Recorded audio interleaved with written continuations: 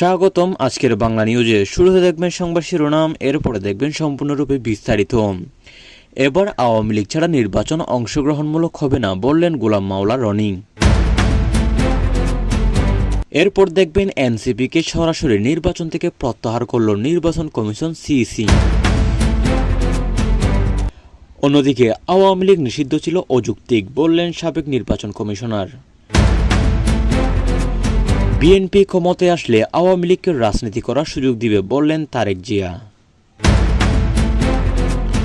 সিলেটে জামায়াত বিএনপির সাথে ব্যাপক সংঘর্ষ, আহত 7। এরপর দেখবেন আওয়ামী লীগ ছাড়া নির্বাচন সুষ্ঠু হবে না, বললেন মাসুদ কামাল। এবং সর্বশেষ দেখবেন আওয়ামী লীগের কর্মীদের প্রস্তুত থাকার আহ্বান। এতক্ষণ শুনলেন সংবাদ শিরোনাম, এবার দেখবেন সম্পূর্ণরূপে বিস্তারিত। তো বিস্তারিত দেখার আগে আমাদের চ্যানেলটি সাবস্ক্রাইব করে দিবেন। বিএনপি ক্ষমতায় আসলে আওয়ামী লীগের রাজনীতি করার সুযোগ পাবে, বললেন তারেক রহমান। তারেক রহমান, যিনি বাংলাদেশ ন্যাশনালিস্ট পার্টি বিএনপির ভারপ্রাপ্ত চেয়ারম্যান এবং বিএনপির সবচেয়ে গুরুত্বপূর্ণ নেতাদের একজন হিসেবে পরিচিত, সম্প্রতি একটি গুরুত্বপূর্ণ বিতর্কিত মন্তব্য করেছেন। তিনি বলেছেন যে বিএনপি যদি ক্ষমতায় আসে তাহলে আওয়ামী লীগকে রাজনীতি করার পূর্ণ সুযোগ দেওয়া হবে। তারেক রহমানের কথায়, বিএনপি গণতন্ত্রে বিশ্বাস করে এবং সব রাজনৈতিক দলের অংশগ্রহণের অধিকারকে সম্মান করে। আওয়ামী লীগও এর ব্যতিক্রম নয়। তিনি জোর দিয়ে বলেছেন যে বিএনপি ক্ষমতায় এলে কোনো দলকে নিষিদ্ধ করা, রাজনৈতিক কর্মকাণ্ড বন্ধ করা বা নেতা কর্মীদের উপর অত্যাচার নির্যাতন মামলা করতে পারবে না, বরং সব দলকে নিরপেক্ষভাবে রাজনীতি করার স্বাধীনতা দেওয়া হবে, যাতে গণতন্ত্র সত্যিকার অর্থে প্রতিষ্ঠিত হয় এবং জনগণের মধ্যে বিভেদ কমে। এই সময় বিএনপি একটি অভ্যন্তরীণ বৈঠক করেছে, যেখানে তিনি নির্বাচনী প্রচারণা, দলের ভবিষ্যৎ পরিকল্পনা এবং বর্তমান রাজনৈতিক পরিস্থিতি নিয়ে কথা বলেছেন। তারেক রহমান আরও বলেছেন, অতীতে আওয়ামী লীগ ক্ষমতায় থাকাকালীন বিএনপি নেতাকর্মীদের উপর যে ধরনের দমন, পীড়ন, মামলা, হয়রানি এবং গ্রেপ্তার চালানো হয়েছে, বিএনপি সেই পথে হাঁটবে না। তিনি এটাকে প্রতিশোধের রাজনীতি বলে অভিহিত করে বলেছেন যে বিএনপি প্রতিশোধ নিতে চায় না, বরং দেশকে একটি সত্যিকারের গণতান্ত্রিক পরিবেশ তৈরি করতে চায়, যেখানে সবাই মিলে রাজনীতি করতে পারবে। এই মন্তব্যের মাধ্যমে তিনি বিএনপিকে একটি উদার, গণতান্ত্রিক এবং সমন্বয়মূলক দল হিসেবে গড়ে তুলেছেন, যা আওয়ামী লীগের অতীত শাসনকালের সাথে তুলনা করে দেখানো হচ্ছে। এই বক্তব্য দেশের রাজনৈতিক অঙ্গনে ব্যাপক আলোচনা সমালোচনা জন্ম দিয়েছে। বিএনপি সমর্থকরা এতে উৎসাহিত হয়ে বলেছেন যে এটা প্রমাণ করে বিএনপি সত্যিকারের গণতন্ত্র চায়, যেখানে সব দলের জন্য সমান সুযোগ থাকবে। সামাজিক যোগাযোগ মাধ্যমে অনেকে শেয়ার করছেন এবং হ্যাশট্যাগ চালু করছেন, তারেক রহমানের উদারতা, গণতন্ত্র সবার জন্য, বিএনপি ক্ষমতায়, আওয়ামী লীগ থাকবে ইত্যাদি। অন্যদিকে আওয়ামী লীগের নেতাকর্মীরা এই মন্তব্যকে সন্দেহের চোখে দেখছেন। তারা বলছেন যে এটা শুধু নির্বাচনের আগে ভোটারদের আকর্ষণ করার কৌশল।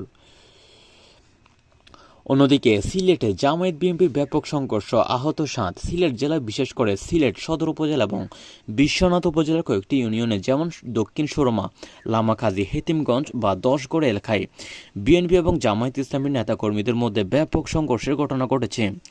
এই সংঘর্ষে অন্তত 7 জন আহত হয়েছে বলে স্থানীয় সূত্র, প্রত্যক্ষদর্শী এবং পুলিশের বরাতে জানা গেছে। আহতদের মধ্যে কয়েকজনের অবস্থা গুরুতর। তাদের Sylhet MAG Usmani medical college হাসপাতালে ভর্তি করা হয়েছে। এই ঘটনা নির্বাচনী প্রচারণ সময় ঘটেছে, যখন দুই দলের কর্মীরা একই এলাকায় প্রচার চালাচ্ছিল এবং বুটের লড়াই তীব্র হয়ে উঠেছে। সংঘর্ষের সূত্রপাত হয়েছে খুব সাধারণ কিন্তু স্পর্শকাতর বিষয় নিয়ে, যেমন নির্বাচনী পোস্টার লাগানো, বিলবোর্ড টাঙানো, জামায়াতের প্রতীক দাড়িপাল্লা ঝোলানো, মাইকিং করে প্রচার চালানো, যার রাস্তার মোড়ে অবস্থান নেওয়া নিয়ে প্রথমে কথা কাটাকাটিতে শুরু করে, পরে ধাক্কাধাক্কি, হাতাহাতি, লাঠি ছোটা, ইট পাটকেল ছোড়া এবং ধারালো অস্ত্রের ব্যবহার পর্যন্ত গড়িয়েছে। সিলেটের এই এলাকায় দুই দলের কর্মীরা একে অপরের প্রচারণা বাধা দেওয়ার চেষ্টা করলে পরিস্থিতি উত্তপ্ত, বিস্ফোরণ হয়ে ওঠে। একজন প্রত্যক্ষদর্শী বলেছেন যে সংঘর্ষ চলাকালীন গুলির শব্দ শোনা গেছে, যদিও পুলিশ এখনও গুলির বিষয়টি নিশ্চিত করেনি। আহত 7 জনের মধ্যে বিএনপি এবং জামায়াতের পক্ষের কর্মী রয়েছে। বিএনপির পক্ষ থেকে দাবি করা হচ্ছে জামায়াত কর্মীরা প্রথমে হামলা করেছে এবং তাদের প্রচারণা বাধা দিয়েছে। অন্যদিকে জামায়াতের নেতাকর্মীরা বলছে যে বিএনপির লোকজন তাদের পোস্টার ছিঁড়াইতে অযথা উস্কানি দিয়েছে। দুই পক্ষই পাল্টাপাল্টি অভিযোগ তুলেছে। একজন আরেকজনকে চাঁদাবাজি, ভয় দেখানো, প্রচার বাধা দেওয়া এবং হামলার দোষারোপ করেছেন।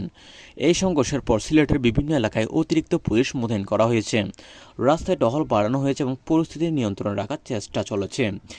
এই ঘটনা সিলেটের রাজনৈতিক মহলে ব্যাপক আলোড়ন সৃষ্টি করেছে। বিএনপি এবং জামায়াতের মধ্যে এবার নির্বাচনে আলাদা আলাদা প্রার্থী দেওয়ার কারণে প্রতিদ্বন্দ্বিতা অনেক বেড়ে গেছে। অনেক আগে তারা নির্বাচনে জোট থাকলেও এবারে তারা থাকছে না, তাই এই লড়াই চলছে।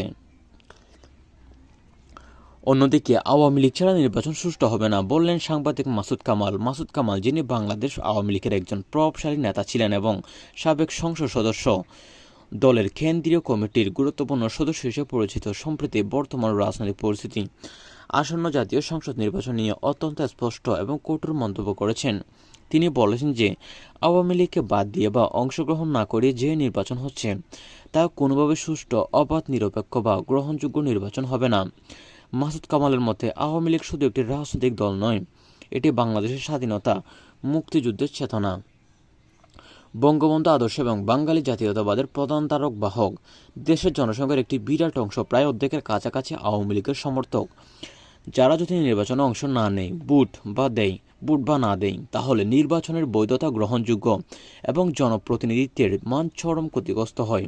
তিনি আরও ব্যাখ্যা করেছেন যে সুষ্ঠু নির্বাচন মূল শর্ত হল সব প্রধান রাজনৈতিক দলের অংশগ্রহণ, সমান সুযোগ এবং ভয়াতঙ্কমুক্ত পরিবেশ। বর্তমানে অন্তর্বর্তীকালীন সরকারের অধীনে আওয়ামী লীগের নেতাকর্মীদের বিরুদ্ধে ব্যাপক মামলা, গ্রেপ্তার, হয়রানি এবং অংশগ্রহণের পথ রুদ্ধ করার কারণে দলটি নির্বাচনে থাকতে পারছে না। মাসুদ কামালের কথায় এটা একটা সুপরিকল্পিত কৌশল যা গণতন্ত্রকে দুর্বল এবং মুক্তিযুদ্ধ বিরোধী শক্তিগুলোকে সুবিধা দেয়। যিনি উদাহরণ দিয়ে বলেছেন যে আওয়ামী লীগ ছাড়া নির্বাচন মানে জনগণের বড় অংশকে ভোটাধিকার থেকে বঞ্চিত করা, যা গণতন্ত্রের মৃত্যুকে ডেকে আনে। এতে ভোটার টার্নআউট কম হবে, ফলাফল একতরফা হবে এবং আন্তর্জাতিক সম্প্রদায় যেমন জাতিসংঘ, ইইউ, ইউরোপীয় ইউনিয়ন এই নির্বাচনকে পুরোপুরি অগ্রহণযোগ্য বলে মেনে নিতে পারবে। এই মন্তব্যের মাধ্যমে মাসুদ কামাল বর্তমান নির্বাচন কমিশন, অন্তর্বর্তীকালীন সরকারের নির্বাচনী প্রক্রিয়া, দলগুলোর অংশগ্রহণের অসমতুল এবং সামগ্রিক রাজনৈতিক পরিবেশ তীব্র সমালোচনা করেছেন। আওয়ামী লীগের নেতাকর্মী ও সমর্থকদের মধ্যে ব্যাপক সমর্থিত হয়েছে এবং সামাজিক যোগাযোগ মাধ্যমের মাধ্যমে ভাইরাল হচ্ছে। অনেকেই শেয়ার করে এবং হ্যাশট্যাগ চালু করছেন। এই ছিল আজকের নিউজ। আজকের নিউজটা যদি ভালো লাগে চ্যানেলটি সাবস্ক্রাইব করে দেবেন। এরকম নিউজ আমরা প্রতিনিয়ত আপলোড করি। ধন্যবাদ।